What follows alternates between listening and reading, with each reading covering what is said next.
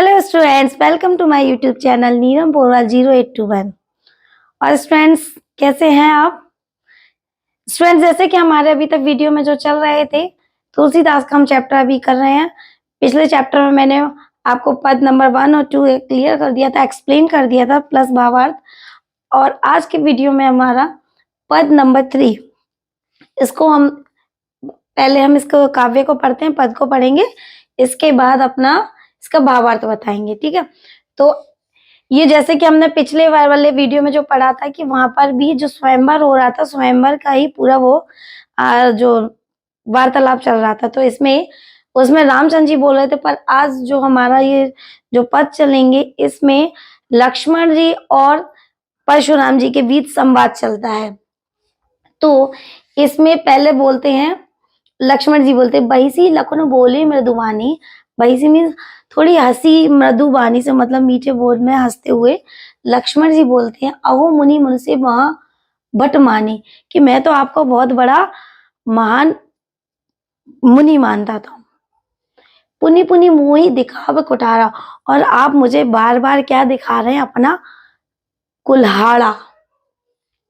ठीक है ना। चैत उड़ावन फूकी, यहाँ कुमरिया को नाही, जय तर्जनी देगी मारी जाई। तो यहाँ पर जो लक्ष्मण जी हैं, उनका इन पंक्तियों में कहने का मतलब ये है कि मतलब हंसते हुए बोलते हैं कि हे मुनि महाराज, मैं तो आपको बहुत बड़ा तपस्वी, बहुत बड़ा मतलब महाज्ञानी, महातपस्वी ज्ञानी मानता था, और आप मुझे बार बार क्या दिखा रहे हैं? क्या दिखा रहे हैं? अपना कुल्हाड़ा, चैत उड़ावन। और आप अपनी वीरता का जिस हिसाब से बखान कर रहे हैं, इससे तो ऐसा लगता है कि आप इतने महान हैं कि आप अपनी फूंक से क्या उड़ा देंगे? पहाड़ को। पर यहाँ कुमरिया कोई ना को नाही, पर आपने हमें क्या समझ रखा? क्या हम इतने नाजुक, निर्बल, कोमल हैं क्या? जे तर्जनी देखी मारी, जो आपकी इन लंबी लंबी बातों को, या आपकी बार बार इस जो कुल्हाड़ा ले रखा है, या बार बार उंगली को दिखाने से हम डर जाएंगे? हम ऐसे डरने वालों में से नहीं हैं। भृगुसुत जो एक ऋषि मुनि भृगु थे, और परशुराम उन्हीं की ही संतान है। तो वो कहते हैं, भृगुसुत समुझी जनेऊ बिलोकी, मैंने आपको भृगुसुत मतलब जो मुनि भृगु थे उनका पुत्र समझा, और आप अपने कंधे पे आपके वे जनेऊ बिलोकी, जो कछु कहू सहो सिरिस रोकी। आपके कंधे पर मैंने जनेऊ और धनुष और बाणों को धारण किए हुए देखकर आपने जो कुछ भी कहा उसको सुनकर मैं क्या रह गया? चुप रह गया, और आपकी सारी जो बातें थी उसको मैं सहन कर गया। क्यों सहन कर गया? आप जो भी बोल रहे थे, क्यों सहन कर गया? क्योंकि आपको मैंने ब्राह्मण पुत्र भृगुसुत समझा। ठीक है ना। और आपके कंधे पर धनुष और जनेऊ को देखकर मैंने आपकी सारी बातों को सुन लिया और सहन कर गया आपके क्रोध को। सुर महिसुर हरिजन अरुगाई, हमरे कुल इन पर ना सुराही। बंदे पाप अब करते हारे, मार तो पाप पर तुम्हारे। पर हमारे कुल की एक मर्यादा है कि हम लोग ब्राह्मणों पे, गायों पे, देवताओं पे और भक्त जनों पर कभी भी अपनी वीरता का ना ही बखान करते हैं और ना ही प्रदर्शन करते हैं। ठीक है ना। तो हमारे ये चीज नहीं की जाती, हमारे ये कुल की परंपरा है। यदि मैं, ठीक है, हमरे कुल इन्हें पर ना सुराई, ठीक, बंदे पापू अब कीर्ति हारे, और मारतो था परिया तुम्हारे। यदि मैं आपको से युद्ध करता हूं और आपको मारता हूं तो मुझे क्या लगेगा? क्योंकि आप ब्राह्मण है, पाप लगेगा। और यदि उस युद्ध में मैं हारता हूं तो मेरे कुल को क्या होगा? अपयश प्राप्त होगा। कुटी कुलिस सम बचन तुम्हारा, व्यर्थ धरऊ धनु बाण कुठारा। तो इस हिसाब से अगर आप मुझे मारेंगे तो मुझे गिरना आपके चरणों में ही, क्योंकि आप कौन है? ब्राह्मण। ठीक है ना। जो बिलोकी अनुचित कही, समझो महामुनि धीर, सुनी सरोस भृंग मुनि, बोले गिरा गंभीर।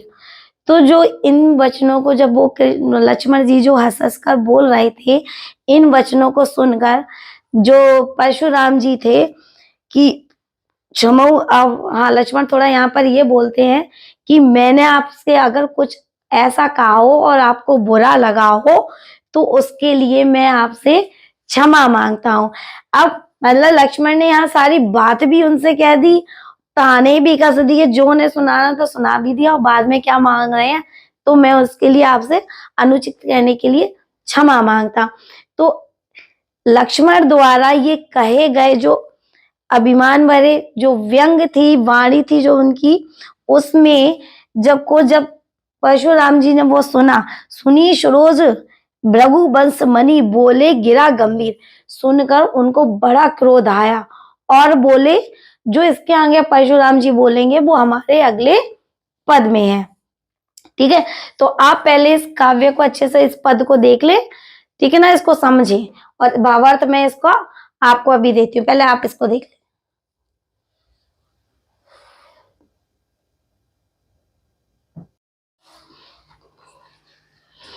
हाँ स्टूडेंट, जैसे आपने की पद में पढ़ा कि लक्ष्मण और परशुराम जी का जो संवाद चल रहा है, इसमें जो परशुराम जी हैं लक्ष्मण पर कितने क्रोधित होते हैं, इसमें है देखिए, परशुराम जी की बड़ी बड़ी बातें सुनकर लक्ष्मण हंसकर बोल रहे थे।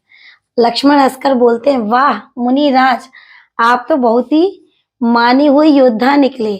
आप बार बार अपना कुल्हाड़ा दिखा रहे हो, मानो कि आप फूंक से पहाड़ उड़ा देंगे, परंतु हम भी कोई कुम्हड़े या फिर छुई मुई के फूल, नाजुक निर्मल छुई मुई के फूल नहीं है जो तर्जनी देखकर कुमला जाएंगे। मैं आपकी डींगों से डरने वाला नहीं हूँ। तो यहाँ पर जो लक्ष्मण जी हैं वो अभी बोल रहे हैं परशुराम जी से कि आप जो अपनी बड़ी बड़ी डींगे हाँक रहे हैं, मतलब डींगे बड़ी बड़ी बातें कर रहे हैं, कि मैंने पिछले उसमें जैसे कि उन्होंने बोला था, वाक्य में वो पद में बोला था कि मैं एक ऐसा ब्राह्मण हूँ कि मैंने इस पृथ्वी को क्षत्रिय विहीन करके ब्राह्मणों को दान दे दिया था, मेरा फर्ज है। मतलब जो वो अपने बारे में इतना बखान करते हैं, तो उसको सुनकर जो लक्ष्मण जी थे वो हंस पड़ते हैं। उसके उपरांत वो इन्हें जो रिप्लाई देते हैं, मतलब बदले में जो जवाब देते हैं वो यही है कि आप तो अपने बारे में इतनी बड़ी बड़ी डींगे हाँक रहे हैं, बड़ी बड़ी बातें कर रहे हैं कि जैसे इतने महान योद्धा हैं आप कि आपकी फूंक से पहाड़ उड़ जाए, और आप हमें क्या समझ रहे हैं, हम क्या कोई इतने नाजुक निर्मल राजकुमार हैं जो आपकी इन बातों से डर जाएंगे। ठीक है ना, तो वो कह रहे हैं हम भी कोई डरने वालों में से नहीं है। ठीक है, है ना, मैं आपकी डींगों से डरने वाला नहीं हूं। लक्ष्मण कहते हैं कि सच कहूं मुनिराज, मैंने आपके हाथों में कुल्हाड़ा और कंधों पर धनुष बाण देखा तो अभिमान पूर्वक शब्द कह दिए, सोचा कि सामने सचमुच कोई वीर योद्धा है जो आपको ऋषि भृगु का वंशज जानकर और कंधे पर जनेऊ देखकर मैंने सब कुछ सहन कर लिया। यहाँ लक्ष्मण जी कहते हैं कि मैंने आपके जब कंधों पर धनुष बाण और जनेऊ देखा, आपके हाथ में ये फरसा देखा, तो सचमुच मुझे आपको एक वीर समझा, योद्धा समझा, जो एक महान ब्राह्मण है। इसलिए आपसे अभिमान पूर्वक मैंने ये जो शब्द कहे, इसलिए मैंने आपसे कुछ अभिमान पूर्वक शब्द कहे थे, और आपकी सारी जो बातें आपने हमसे कही थी वो मैंने सब कुछ क्या है, सहन कर लिए, और आपके क्रोध को पी लिया था। आपने जो कुछ कहा उस क्रोध को पी लिया, मतलब उस क्रोध को मैंने सहन कर लिया। सहन क्या कर लिया, तो जो बार बार परशुराम जी धमकी दे रहे थे कि राज्य में, मतलब सॉरी, जो भी वहां पे उस समय स्वयंवर में जितने भी राजा उपस्थित होंगे वो मार दिए जाएंगे, इस प्रकार की जो चेतावनी दे रहे थे उन सबको उन्होंने सहन कर लिया। पर हमारे कुल की यह परंपरा है कि हम देवता, ब्राह्मण, भक्त और गाय पर वीरता नहीं दिखाते। आप ब्राह्मण हैं, यदि मुझसे आपका वध हो जाए तो मुझे पाप लगेगा, और आपसे हार जाऊं तो अपयश मिलेगा। तो यहाँ पर इन लाइनों में जो लक्ष्मण जी कहते हैं परशुराम से कि एक आप तो ब्राह्मण है और हमारे कुल की ये परंपरा है कि हमारे यहाँ देवता, ब्राह्मण, गाय और भक्तों पर कभी भी अपनी महानता नहीं दिखाते, अपनी वीरता का ना ही बखान करते और ना ही वीरता का उस पर प्रयोग करते हैं। ये हमारे यहाँ की परंपरा है। यदि मैं आपसे युद्ध करता हूँ तो मुझे पाप लगेगा और मैं आपसे अगर युद्ध में हार जाता हूँ तो मुझे क्या होगा, अपयश मिलेगा, मेरे कुल को अपयश लगेगा, तो महामुनि मिलेगा। इसलिए यदि आप मुझे मार भी दें तो पांवों में पड़ना पड़ेगा। यदि आप मुझे मार देंगे तो भी मुझे आपके पांव में ही पड़ना पड़ेगा। महामुनि परशुराम जी, आपको तो वचन करोड़ों वज्रों के समान है। यहाँ पर जो लक्ष्मण है वो उनसे कहते हैं कि कहने का तात्पर्य उनका ये है कि आपको किसी फरसे की, धनुष की जरूरत नहीं है। आपके जो वचन है वो ही सैकड़ों वज्र, कठोर वज्रों के समान है। ठीक है, वज्र यानी पत्थर बोलते हैं जो बहुत कठोर होते हैं। आपके जो वचन है वो ही कठोर वज्रों के समान, सैकड़ों वज्रों के समान कठोर है। आपने यह धनुष व्यर्थ में धारण किया हुआ है, वह भी मतलब है ना, क्योंकि आपको धनुष की जरूरत ही नहीं है। आपके जो वचन है वही इतने कठोर हैं कि धनुष की जरूरत ही नहीं पड़ेगी और फरसे की आपको जरूरत नहीं है। इसलिए इन्हें देखकर यदि मैंने आपको कुछ अनुचित कह दिया तो धैर्यवान महामुनि मुझे क्षमा कर दिया। मतलब उन्हें वीर समझ के, उन्होंने एक योद्धा समझ के, उनको हाथ में वो फरसा और धनुष देखकर उन्होंने एक वीर समझा और बदले में उनसे कुछ कहा, तो उसके लिए यहाँ पर लक्ष्मण जो है क्षमा मांगते हैं, मांगकर कहते हैं मुझे क्षमा कर देना। लक्ष्मण के ये व्यंग वचन सुनकर भृंगुमुषि मणि परशुराम क्रोध सहित गंभीर वाणी से बोले। जब इतनी बार वो क्षमा मांग लेते हैं लक्ष्मण जी, तो लक्ष्मण की इस व्यंग भरी वाणी को सुनकर परशुराम जी और गंभीर रूप से क्रोधित हो जाते हैं। फिर इसके विपरीत अब जो परशुराम जी बोलेंगे वो इसके अगले वाले काव्य में बोलेंगे। तो हमारा जो 3rd नंबर का पद था, अगले पद में 4th में अब परशुराम जी संवाद करेंगे। इस संवाद में सिर्फ लक्ष्मण ने किससे बोला है, परशुराम जी से बोला है। तो अब हमारा जो अगला पद आएगा उसमें किसके संवाद है, परशुराम जी के। तो फिर यहाँ पर आप इसको एक बार देख लीजिए।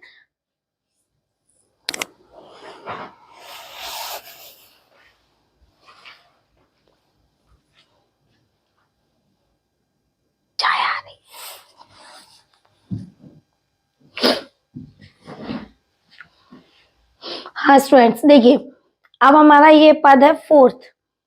कौशिक सुनो मंद एहु बालकु, कुटिल काल बस निज कुल गालकु, भानुवंश राकेश करकु, निपट निरंकसु अवध असंकु। कौशिक यहाँ पर बोला गया विश्वामित्र को। यहाँ पर परशुराम जी हैं वो विश्वामित्र से कहते हैं सुनो मंद एहु बालक। बालक यहाँ पर किसको बोला गया है, लक्ष्मण जी को। ठीक है ना। कुटिल काल बस निज कुल, कि हे कौशिक यानी हे विश्वामित्र जी, अगर आप इस बालक को बचाना चाहते हैं, ठीक है ना, जो ये बालक है इसे बचाना चाहते हैं, तो इसकी जो कुटिल बुद्धि है, काल को बस में करने वाला निडर, ठीक है ना, इसका।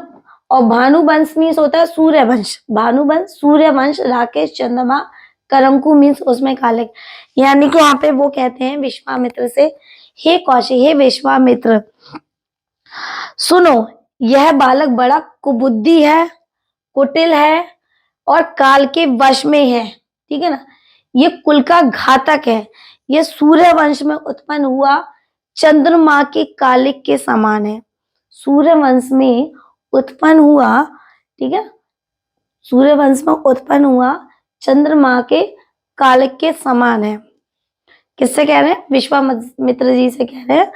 किसके बारे में, लक्ष्मण जी के बारे में, कि सुनो हे कौशिक, सुनो विश्वामित्र, सुनो यह जो बालक है बहुत ही कुबुद्धि है, कुटिल है, काल के बस में है, निडर है, ठीक है ना। और ये सूर्यवंश में जन्मा हुआ चंद्रमा की कालिक के समान है। निबट निरंकुश अबुध असंकु, काल कबू होई छन माही, कहो पुकारी खोरी मोहि नानी, तुम हट कहू जो चहु उबारा, कही प्रताप बलु रोष हमारा। अब यहाँ पर कहते हैं वो कि निपट निरंकुश, इस अबुध जो बालक है, जो बहुत ही क्या है, निपट यानी निडर जो है, निरंकुश है, जिसमें डर नहीं है जरा सा भी, और अबोध मीन्स मतलब छोटा बोल रहे हैं उसको, बालक है, ये काल के वश में हो गया है, ठीक है। अगर इसे मुझसे बचाना चाहते हो तो कहो पुकारी, तो वो मतलब वो जोर से बोलते हैं, कहो पुकारी खोर मोहि, तो इसे मेरे प्रताप के बारे में, मेरे बल और प्रताप के बारे में इसे बताओ। विश्वामित्र से कहते हैं यदि तुम इस बालक को बोध बालक को बचाना चाहते हो तो इसे मेरे क्रोध और बल के बारे में बताओ। अब यहां तक तो बोलते हैं परशुराम जी। अब यहाँ से लखन कहेऊ मुनि सुजसु तुम्हारा। अब यहाँ पर लक्ष्मण जी बोलते हैं, बदले में वो रिप्लाई देते हैं। अब लक्ष्मण जी का बोलना शुरू हो जाता है, लखन कहूँ मुनि सुजसु तुम्हारा, तुम्हें अछत को बरने पार, अपने मुंह तुम आपनी करनी, बाहर अनेक भांति बहु बरनी। यहाँ पर लक्ष्मण जी कह रहे हैं कि हे मुनिराज परशुराम जी, कि तुम्हारे बारे में किसी और को बखान करने की, आपके बल और प्रताप के बारे में बताने की कोई आवश्यकता नहीं है, जरूरत नहीं है। वो अपने मुंह से, यानी आप अपने मुंह से ही अनेकों बार अपनी वीरता और क्रोध के बारे में बता चुके हैं, अनेक बार भांति बहुबरनी, कई बार बता चुके हैं। ना ही संतोषता पुनि कछु कहूं, और अगर अभी भी आपको तसल्ली नहीं हुई हो, संतोष नहीं हुआ हो, धैर्य ना हुआ हो, तो फिर से कह दीजिए। गाली देत न पाबो शोभा, आप जैसे महान मुनि को गाली देना शोभा नहीं देता। सूर समर करनी करी कहीं न जना वही आपऊ, विद्यमान रन पाई रिपु कार्य कतई प्रतापु। कि युद्ध में जो प्रतापी लोग होते हैं वो सामने वाले अपने शत्रु को अपनी वीरता का बखान नहीं करते कि मैं कितना बड़ा वीर हूं, उसका बखान नहीं करते, वो युद्ध करते हैं, अपनी बड़ी बड़ी डींगे नहीं हाका करते।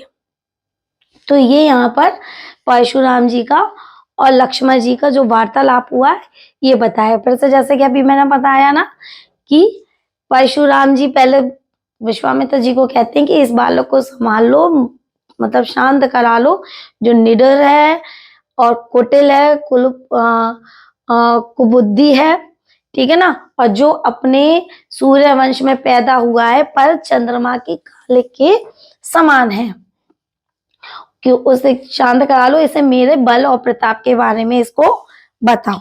तो इस पर वो लक्ष्मण जी उन्हें रिप्लाई देते हैं कि आप अपनी पहले से ही इतनी तारीफ कर चुके हैं, अपने बल और पराक्रम का इतना बखान कर दिया है कि किसी को कुछ कहने की जरूरत नहीं है, और अगर वो भी कम पड़ गई हो तो और कर दीजिए, ठीक है ना। बस इसमें यही सब बताया हुआ है।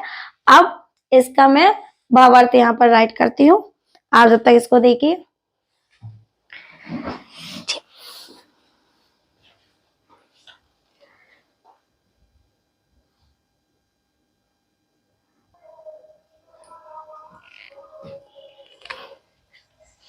हाँ स्टूडेंट्स, इसका भावार्थ है, हे विश्वामित्र, जैसे कि मैंने बताया था कि परशुराम जी विश्वामित्र से कहते हैं, हे विश्वामित्र सुनो, यह बालक कुबुद्धि और कुटिल निडर, ठीक है ना, है, यह काल के वश में होकर अपने कुल का घातक बन रहा है। यह सूर्यवंश रूपी चंद्रमा का कलंक है। यह पूरी तरह से उद्दंड, मूर्ख और निडर है। ये सब किसको कह रहे हैं? वो परशुराम जी लक्ष्मण को कह रहे हैं, ठीक है ना।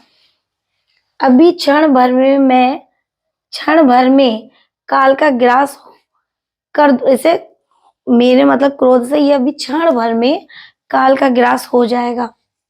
अर्थात कहने का मतलब है उनका कि क्षण भर में इसे मार डालूंगा। मैं पुकार कर कह देता हूँ, फिर मुझे दोष न देना। यदि तुम इसे बचाना चाहते हो तो हमारा बल, प्रताप और क्रोध बतलाकर इसे रोक लो।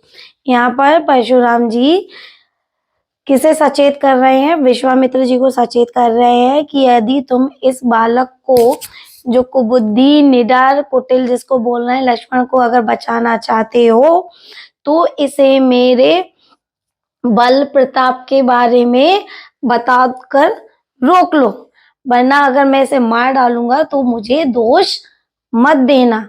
और यह जो बालक है अपने सूर्यवंश में चंद्रमा का कलंक है। सूर्यवंश में चंद्रमा का कलंक है, ठीक है ना। इतना जैसे परशुराम जी बोलते हैं उसके बाद ही तुरंत लक्ष्मण बोल पड़ते हैं। लक्ष्मण कहते हैं कि हे मुनि, सुयश आपके रहते हुए दूसरा कौन वर्णन करेगा।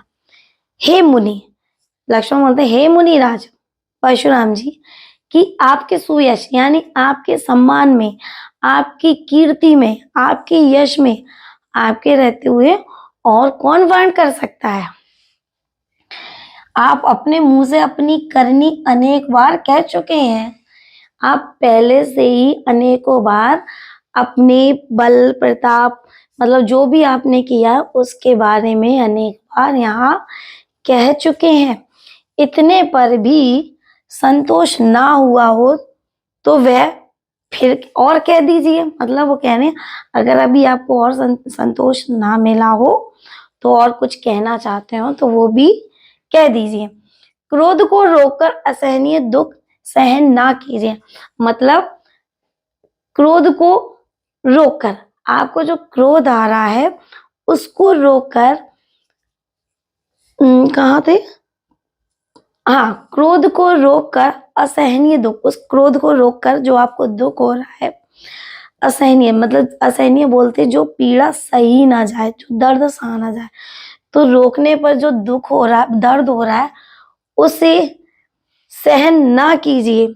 आप वीरता का व्रत धारण करने वाले धैर्यवान और शोभा रहित हैं।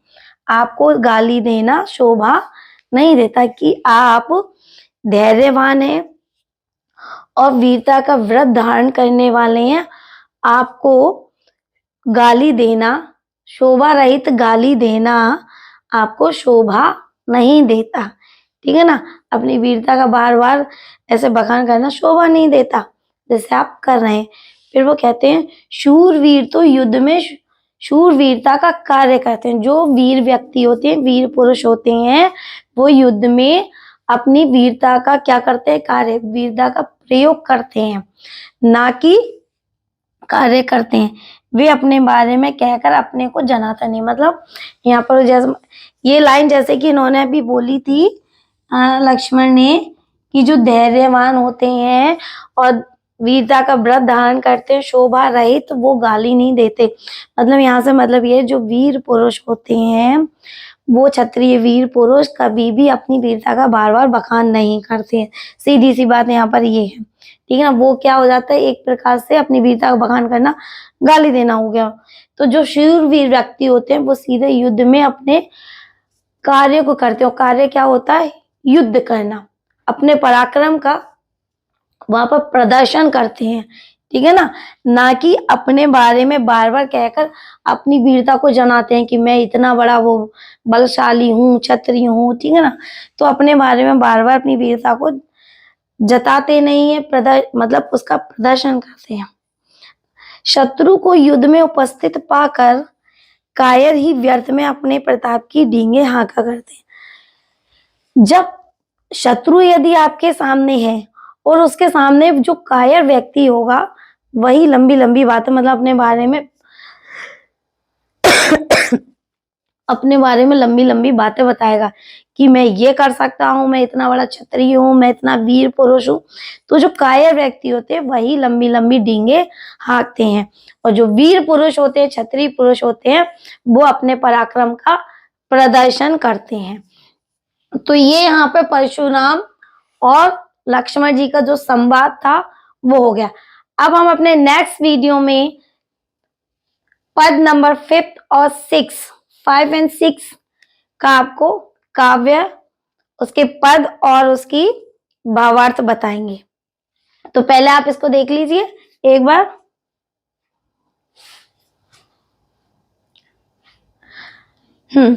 और बच्चों, स्टूडेंट्स, जैसा कि मैं बता रही हूँ अपने नेक्स्ट वीडियो में मैं इसके 5th और 6th डालूंगी। और अगर इसको आपको समझने में थोड़ी सी भी कहीं कोई प्रॉब्लम हो रही है तो कमेंट्स बॉक्स में जरूर मैसेज करिए, कमेंट्स करिए और मेरे चैनल को सब्सक्राइब जरूर करिए। Okay, bye bye students, all the best.